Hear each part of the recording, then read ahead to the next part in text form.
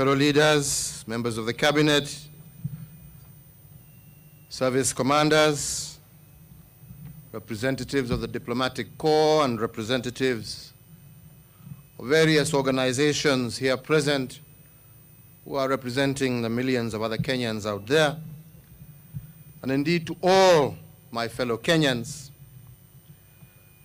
allow me to take this opportunity to salute you all and to wish every single Kenyan a happy 57th Madaraka Day, a day our founding fathers achieved the right for Kenyans to self-govern. We commemorate this day with fond memories of the struggle for independence and the birth of the Kenyan nation, and with it, the birth of the Kenyan dream. We are further emboldened by the fact that united in struggle, we managed to defeat a giant nation. And this leads us all to believe that even as we fight the corona pandemic today, our victory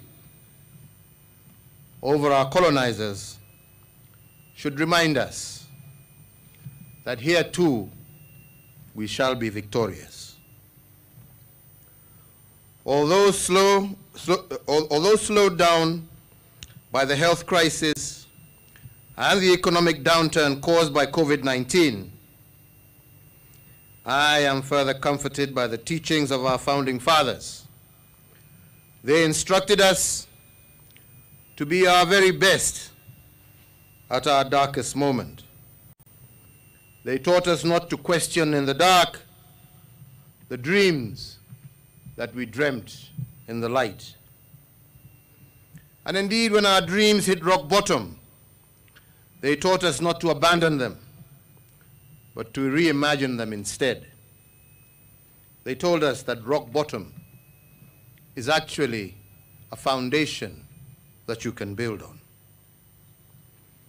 This corona moment we are in, yes, indeed, a dark moment.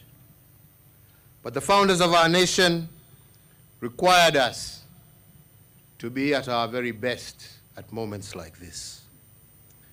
And this demand is not a lofty ideal. They themselves practiced it as they fought to bring us self-rule. Fellow Kenyans, self-rule required dreaming heroically, embracing the unknown, and offering to die for an ideal. But this was not an easy feat, as thousands lost their lives at battle. The dream of Madaraka increasingly became nothing but a bridge too far. Yet in their darkest moments, our founding fathers did not abandon the course. Instead, they reimagined it, they regrouped, and they re-engaged differently. Many died before they breathed the air of freedom, but many more lived to witness the flowering of a new nation. This gave them hope that the Kenyan dream is actually within reach, and it was possible. Because of their faith and fortitude, they did fight the good fight, and they won. And out of this, they gifted us Kenya. On this Madaraka Day, we thank each and every one of them for this gift and for their teachings on how to remodel an idea in the face of enormous challenges and raging crisis. Today, therefore, and all future Madaraka days, I call upon all of us to ponder the state of the Kenyan dream. And in pondering it, we must remember that Kenya is still a work in progress. Similarly, as we reflect on the progress we have made, as we look inwards for self-introspection, we must not over-criticize ourselves. And I say so because in the subconscious mind, we become what we repeatedly do. If we repeatedly feed our national psyche with negative energy, we become an nation of angry and frustrated people. Yet dreams cannot flourish in a negative environment whose main currency is anger and animosity. Fellow Kenyans, this Madaraka Day, I want us all to reimagine Kenyan. More so because COVID-19 has forced us into a situation where we have to reset our national systems. But to reimagine our dream and nationhood, we must also reflect on our history, because history has laws that show us the future. We must begin by asking ourselves a number of questions. How was the Kenyan dream imagined in the very beginning? And how did we come to be? How did the original blueprint of Project Kenya look like? Let us make a historical inquiry in response to these questions.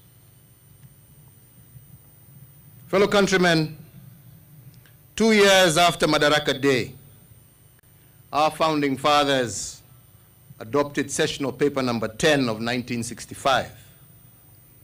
It was entitled African Socialism and its application to planning in Kenya. This was the vision document for our young nation and was full of dreams for the future to come. It envisioned a Kenya with an Africanized economy, an economy largely locally owned, whose industries were producing for regional markets, and in which technology was the light and heat of commerce. A nation that drew from itself for itself. This dream was further articulated by Jaramogi Oginga Odinga in his book, Not Yet Uhuru, that was published in 1967. The central theme of this book was that independence was not complete until the economy was in the hands of Africans.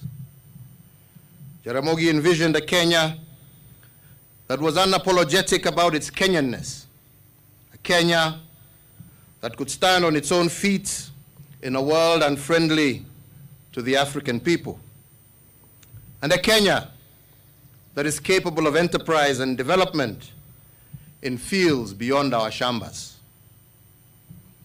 Then there was Tom Joseph Mboya, one of the other founding fathers, who echoed the dream. In his book, Freedom and After, he reminds us that great things are made of a series of small things, and that the making of a nation is the work of many small events and transitions, many small failures and successes. But Tom Mboya's main reflections were on constitution making. Having been involved in the Lancaster constitution making process in the 1960s, Mboya cautioned the nation against constitutional rigidity.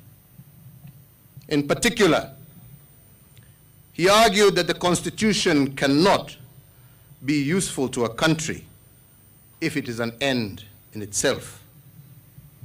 A good Constitution must be responsive to the aspirations of a nation and be a means to a greater end.